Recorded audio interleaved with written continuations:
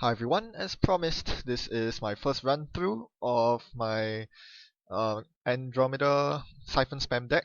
I'm up against Netrunner. If you haven't watched my intro video, my deck building video to this Andromeda deck, be sure to check it out because I explain most of the fundamentals there. You might be a bit lost if you just watch this video by itself because there are a lot of cards that you might be questioning. Anyway, I'm clearly up against a Total Bags team sponsorship deck. It looks pretty obvious the moment you res a team Total Bags on your first turn and play so horizontally with no ice. I get the message that you don't run Scorched Earth, so I can actually safely Siphon spam this game. I just need to be aware that he can easily duck account siphons with resing Sensitivity Grids and all his assets. So since he mulligan, I figure that he has quite a lot of agendas in hand, so I'm going to go very aggressive on my first turn with a Desperado running into his remotes because it probably is very agenda flooded. So I need to try to keep him honest here, and I do find a license acquisition which only solidifies my my impression that he's running a very ice light, very asset heavy deck. Alright. My drug dealer draws me into a drive-by, which is really good news.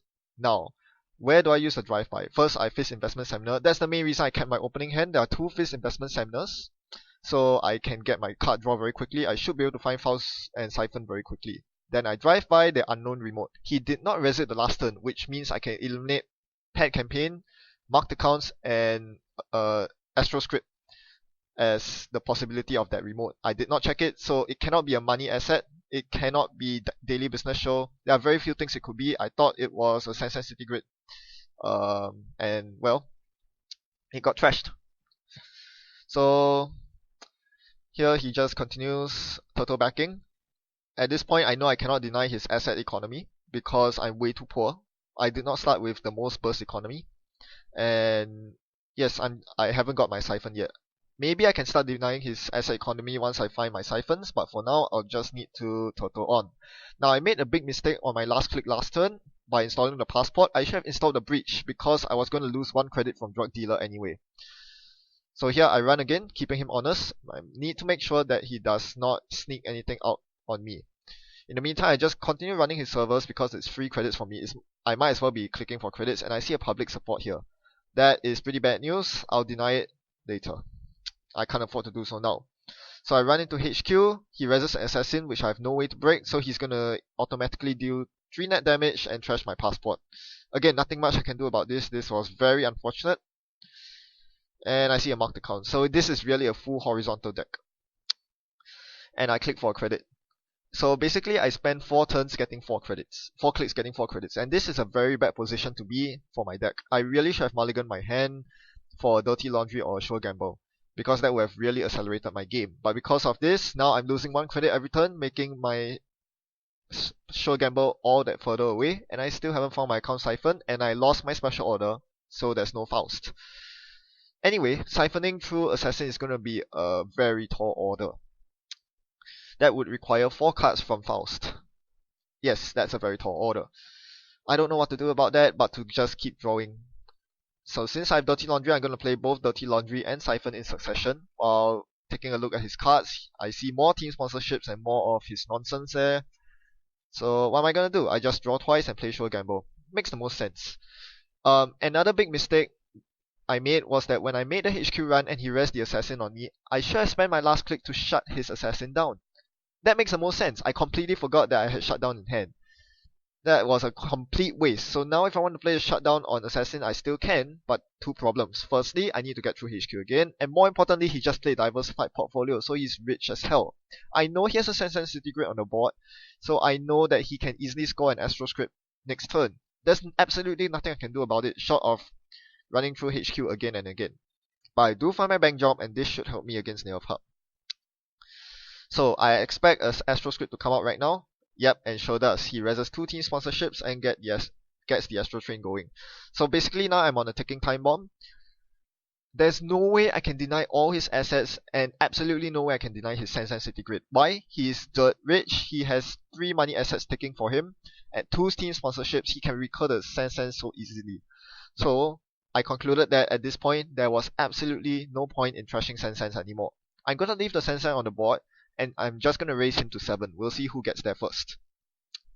There's also no point trashing the public supports either, because he's just gonna recur them with team sponsorship. So from now on, I'm just going to expect him to get a new agenda every single turn on that Sensen. So I need to play this as quickly as I can. Here I run HQ to activate emergency shutdown. I'm running it now because I don't have any breakers installed, so all I need to do is to evade the net damage trace. I access his hand, hoping to find an Astro script. I don't see it, but I see a toll booth. Assassin gets shut down, and with my last click, I'm going to run HQ again, because again, I highly suspect that with all the draw that he has been getting between my Fisk Seminar and all the asset spam with his ability he's getting, he has to have a lot of agendas in hand. I'm going for it. I have to pay 4 credits each time to get past the net damage. Not much I can do about that. And at least I'm forcing him to 0 credits, that's the main thing. This means that he cannot score agendas this turn. I see a wraparound. So he's getting quite a bit of ice, which is very bad news for me. Which means that he can actually deny my HQ or R&D runs. But at least he's too poor to do anything just yet. So he creates a new remote server, getting more money with turtle bags, and playing diversified portfolio. So again, the economic denial route is not going to work.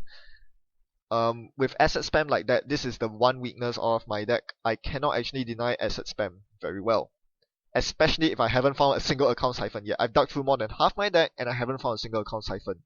This is going to hurt. I'm going to run R&D here and he reses the wraparound against me. Now that I know what the ice is, I'm just going to run through with Reach with a dirty laundry so that I have a lot of money. In case you're wondering, why do I still keep 1 credit on my bank job? This is because I'm expecting Franchise City, and he definitely showed that there. He gets the Franchise City off my R&D run. So if I run a remote server, and what I run turns out to be an agenda, and he decides to res Franchise City in response, what I can do is to say, no, I do not access the agenda. I liberate the 1 credit off my bank job, and then go to trash your Franchise City so you won't get your agenda point. So this is a very good counter to Franchise City. Leaving your bank job at 1 credit so that you can stop yourself from accessing an agenda in order to prevent them from scoring Franchise City.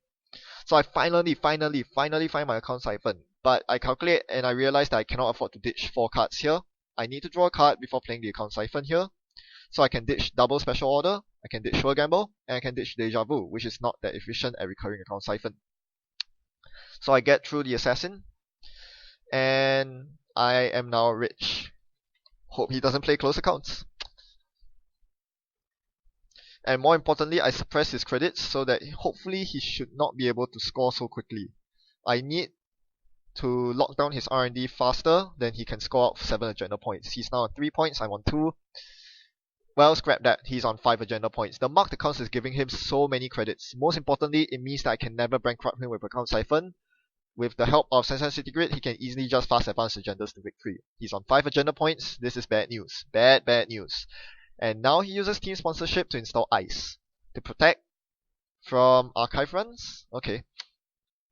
So here, the first thing I do is to Fisk, obviously, because I don't have any useful cards in hand. I can't use files to get through HQ without enough cards, so I'm going to use Fisk here. I draw into Sneak Door Beta. So now that his hand is probably flooded with agendas, now's a good time to sneak into his hand. So I install the Sneak Door Beta here and go for a double run on archives. He has 0 credits, so he cannot res the ice on archives. I find a project bill, bringing me up to 4 points. 4 to 5. I'm clawing back my way into this game. So this is the good thing about playing out against Nearth Hub. Between Fist Investment Seminar and Nearth Hub's ability, I'm going to get a lot of value in my HQ accesses, not just in Desperado credits, but in terms of net agenda points per run. But I'm still behind. He has an Astro token and is on match point. I think he wins here. All he needs is a 3-2 agenda in his hand. Does he have it? Does he have it? No, he doesn't. All he has is a breaking news. But because he has team sponsorship, he can use that to install another 2-1 agenda on the Sensen City Grid and score it out.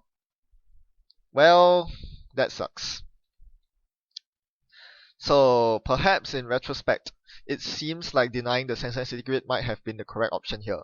Looking at his credit pool, he wouldn't have enough money to actually res a second Sensen. Sure, he would have that money in 1 or 2 turns time, but I needed to keep his money down. and prevent him from scoring so easily.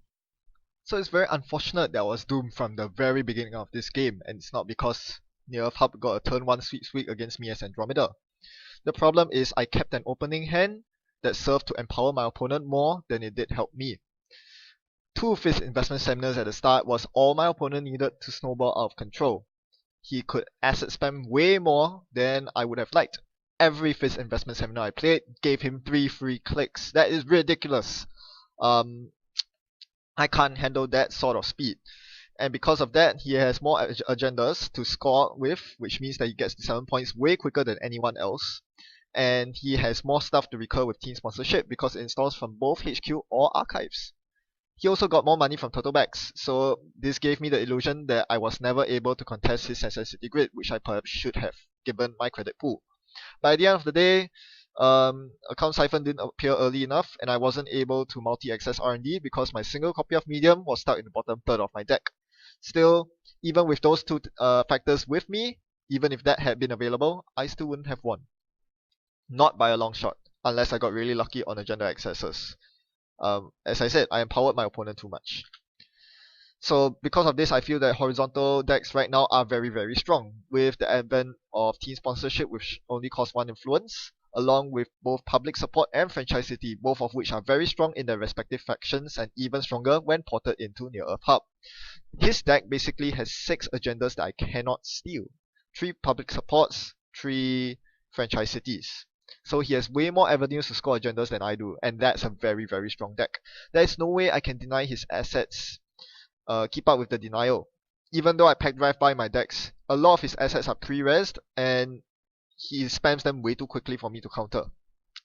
With this sort of horizontal decks, whether it's played in Near Earth Hub or Gagarin, there's very few ways to counter them. The best and most universal way is Central Siege. Even then, you have to be careful of Cyberdeck's Virus Suite recursion, because that hits your medium if you're reliant on it. Wizard and Valencia with Desperado is another good counter. It means that you can deny 1 asset or upgrade every turn, but even then you're just treading water. You're not setting up your board state quickly enough either. The last best counter is Apocalypse, which completely destroys the entire board state of the corp and could do some wonders. Completely wiping out team sponsorship and making the opponent restart from scratch. But even then, you cannot wipe out their Astro Script tokens, and I think that's a pretty big problem. So this is why I think horizontal decks are very strong right now. There's very few ways to counter them very well. Most decks are forced to let them have the assets, get the asset spam going, because there's no way they can suppress them. They have to focus on R&D multi-access, and this is why I think R&D multi-access is absolutely essential in every deck right now. Even for one that relies on Siphon Lock like mine, you cannot survive without Medium, because against this sort of assets and upgrade spend deck, there is no way that account Siphon will bankrupt your opponent completely. You can't deny all the marked accounts and turtlebacks. So seeing that this is a weak matchup for my deck, I'm going to include more R&D multi-access in future iterations of this deck. I think it's absolutely necessary and one of the few weak points of corps that I can capitalize on right now. And it's generically useful in all matchups anyway. Thanks for watching, happy net running. See you around.